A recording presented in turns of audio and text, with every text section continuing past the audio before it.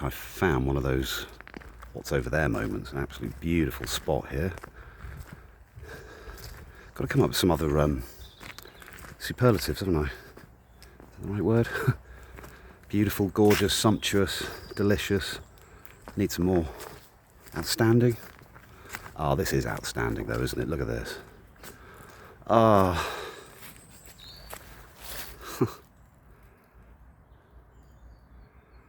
You know, what can I say? This is what Britain is, right? You could say, well, this is what this island is anyway. Call it Britain if you want. Seems kind of ironic to call it Britain, really. Because obviously the original Celtic Britons were sort of pretty much beaten up and kicked out. Although I'm sure some of us are descended from them. The Woad warriors, Boudica, these guys. You know, chariots on the beaches in East Anglia fighting off Romans and all that kind of thing. And then we got Christianised, slowly but surely. You know, was that a good thing? Yeah, probably in some ways. In others not. I think the poor probably did pretty well out of it, or they at least arguably did. So it used to be seen as, you know, be one of their kind of things, didn't it? Help the weak and poor.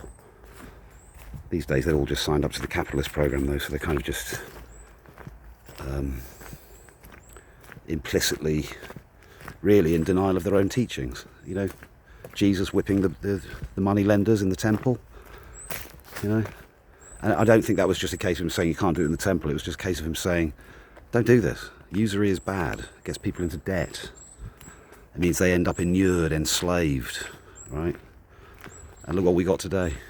How many people actually own their own property in the land that it's on? A diminishing number. Because we seem to have an increase in landlords and a decrease in home ownership. So what does that tell you? We're drifting back into a kind of feudal state, right? We're serfs. You know, we're allowed to keep a little bit of, you know, the efforts that we make. But, you know, there's also, I mean, this is by choice as well. I'm not saying that we're corralled into this with cattle prods. We choose it, right? The number of times I've been out with the girls or myself buying stuff that I just know we don't need. Then I'm thinking of the hours of effort that have gone in, you know, for that cardigan, right? Or this thing that, you know, that we just don't need, right? And why do I do it? Why do I do it? Yeah, I was saying the other day, I don't have stuff the other day. It's just my clothes, my computer, and my books. That's it. I travel light now, which I'm pleased of.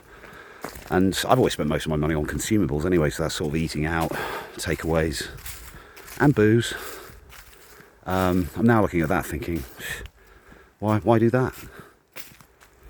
You know, I'm going to, have the occasional few drinks with friends, events, social events and stuff like that, but aside from that, I think I'm going to knock it on the head. It just makes you feel grouchy in the mornings. You know? Rather do this. And I think you know what, I know it sounds a bit antisocial, but I think I'd rather do it on my own as well.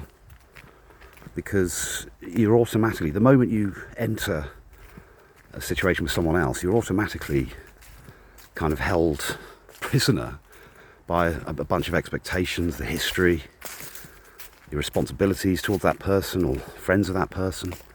You know, you're instantly in a political situation, whether you like it or not, and you know this, right? We know this.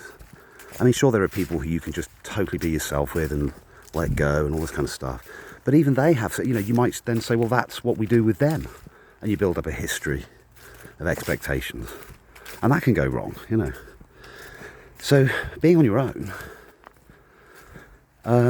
is completely liberating. Like, so, you know, I think people sort of probably go a little bit mad after long periods of isolation. I think I do and have. But you might ask yourself what that madness is. Is that madness just a measure of your lessening integration with some social architecture? And if so, is that such a problem? I don't know. If you're hurting people, I don't mean directly, but as a consequence of your withdrawal or your enlightenment, whatever you want to call it, well, maybe they need to look at their expectations, right? Someone's got to put the weapons down first, haven't they? Even if it means hurting those that are still carrying them nearby. Yeah?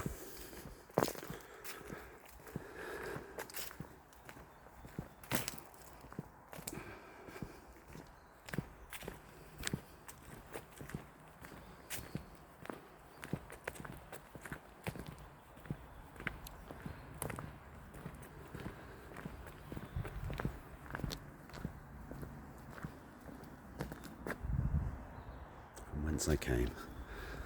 Been caught up with some runners here.